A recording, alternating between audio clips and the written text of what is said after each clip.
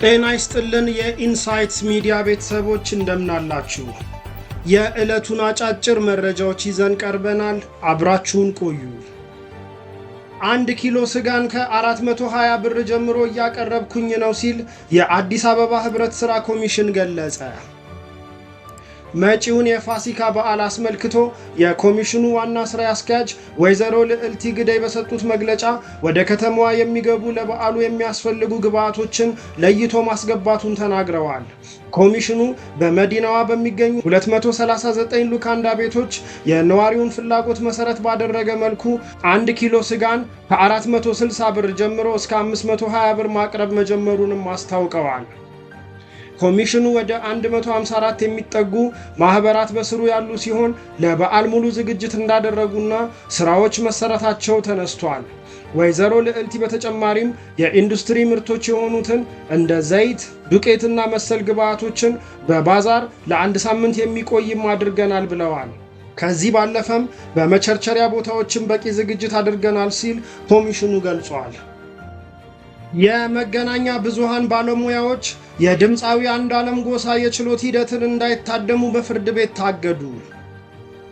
ዛሬ የፌዴራል የመጀመሪያ ደረጃ ፍርድ ቤት አራዳ ምድብ ችሎት በፍቅረኛው ወጣት ሞዴል ቀነኒ አዱኛ ህልፈት ተጠርጥሮ በምርመራ ሂደት ላይ የሚገኘው የአርቲስት አንዱዓለም ጎሳ ጉዳይ በታየበት ችሎት ነው ፍርድ ቤቱ መገናኛ ብዙሃን ችሎቱን እንዳይታደሙ ያደረገው።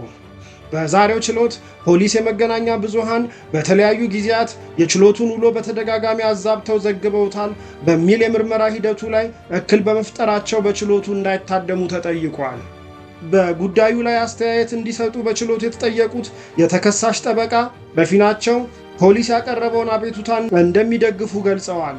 ችሎቱም ግራ ቀኙን ካዳመጠ በኋላ መገናኛ ብዙሃን ካሁን በፊት አንድ ጊዜ ተከሳሽ ለፋሲካ በዓል ወጥቶ ኮንሰርት ለማዘጋጀት ጠይቋል። ሌላ ጊዜ ደግሞ የሟች የግል ማህደር ወይም ዲያሪ በተከሳሽ ጠበቃ እጅ ነው የሚገኘው የሚሉ የተዛቡና ሐሰተኛ ዘገባዎች ማቅረባቸው በችሎቱና በምርመራ ሂደቱ ላይ እክል እንደሚፈጥር በመታመኑ የመገናኛ ብዙሃን ባለሙያዎች ወይም ጋዜጠኞች ችሎቱን እንዳይታደሙ በሚል ብይን ሰጥቷል። ታይም መጽሔት ኢትዮጵያውያኑን ዶክተር ቴዎድሮስ አድሃኖም የ2025 የዓለማችን 100 ተጽዕኖ ፈጣሪ ሰዎች ዝርዝር መካከል አካተተ።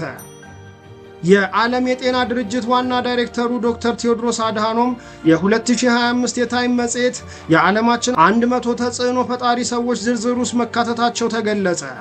ዶክተር ቴዎድሮስ አድሃኖም ይህንን አስመልክተው በማህበራዊ ትስስር ገጻቸው ባሰፈሩት ጽሑፍ በዝርዝሩ ውስጥ መካተቴ ጤና ለሁሉም የሚለውን ዓላማ ለማሳካት ቀን ከሌት በከተማ በገጠር እንዲሁም ግጭቶች በሚካሄዱባቸው አካባቢዎች ስራቸውን ለሚሰሩ የሙያ አጋሮች እውቅና የሚሰጥ ነው ሲሉ አስታውቀዋል።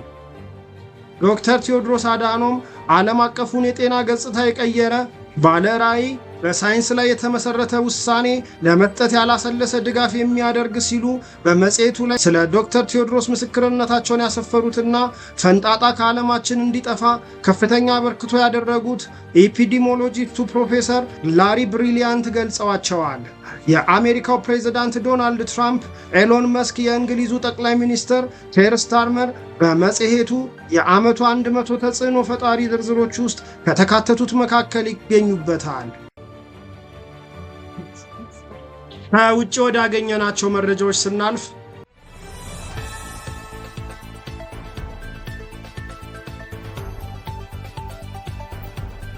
የአልሸባብ ተዋጊዎች በማዕከላዊ ሶማሊያ የምትገኘውን አደን ያባል የተባለች ቁልፍ ከተማ መያዛቸው ተነገረ። አደን ያባል ከተማ ከሞቃዲሾ 245 ኪሎ ሜትር ርቀት ትገኛለች ሲባል ከከተማዋ አልሸባብ ላይ ለሚፈጸሙ ጥቃቶች እንደመነሻ ሆኖ አስታገለግል ነበር። አልሸባብ በተጨማሪ ከዋና ከተማዋ ሞቃዲሾ በ50 ኪሎ ሜትር ርቀት ውስጥ ያሉ ቦታዎችን መያዙን ተከትሎ የሞቃዲሾ ነዋሪዎች የቡድኑ ጥቃት ሰለባ እንዳይሆኑ ተሰግቷል። የሶማሊያ ጦር አመራሮች አልሸባብ አንድ ከተማ ያዘ ማለት ከእኛ ተሽለዋል ማለት አይደለም ያሉ ሲሆን ከሰዓታት ውጊያ በኋላ ታክቲካዊ ማፈግፈግ አድርገናል ብለዋል። ከቅርብ ጊዜ ወዲህ አልሸባብ በሞቃዲሾ እና በሌሎች የሀገሪቱ አካባቢዎችም ጥቃቶችን መፈጸሙን ሲቀጥል አንዳንድ ከተማዎችንም እየተቆጣጠረ ስለመሆኑ ይነገራል። የእስራኤል ወታደሮች ጦርነቱ ቢያበቃም በጋዛ የጸጥታ ቀጠናዎች እንደሚቆዩ ተገለጸ። የእስራኤል መከላከያ ሚኒስትር በጋዛ የሚካሄደው ጦርነት ካበቃ በኋላ የሀገሪቱ ወታደሮች ሰፊ ስፍራዎችን በመያዝ ባቋቋሙት የጸጥታ ቀጠናዎች እንደሚቆዩ ተናገሩ። ሚኒስትሩ ኢዝራኤል ካትዝ ቀጠናዎቹ እስራኤላውያንን ከማንኛውም ጊዜያዊ ወይም ዘላቂ ጥቃት ለመከላከል እንደ ደጀን እንደሚያገለግሉ ተናግረዋል።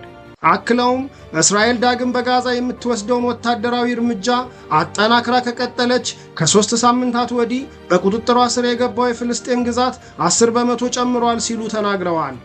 የመከላከያ ሚኒስትሩ ሐማስ ታጋቾችን እንዲለቅ ግፊት ለማድረግ በጋዛ ላይ የጣለው የሰብአዊ እርዳታ እገዳ እንደሚቀጥልም ተናግረዋል።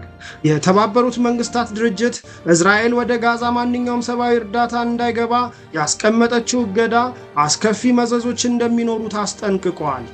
ረቡዕ ዕለት ድንበር የለሽ ሐኪሞች ማህበር MSF የእስራኤል የሰብአዊ እርዳታ እገዳ ያስከተለውን ተጽዕኖ በመግለጽ ጋዛ የፍልስጤማውያንና ለእርዳታ የሚመጡ ሰዎች ሁሉ የጅምላ መቃብር ሆናለች ብለዋል። እንደነዚህ አይነት አዳዲስና አንኳር መረጃዎች በየቀኑ እንዲደርሱ ሚዲያችንን ፎሎ፣ ላይክ እና ሼር በማድረግ ቤተሰብ ይሁኑ።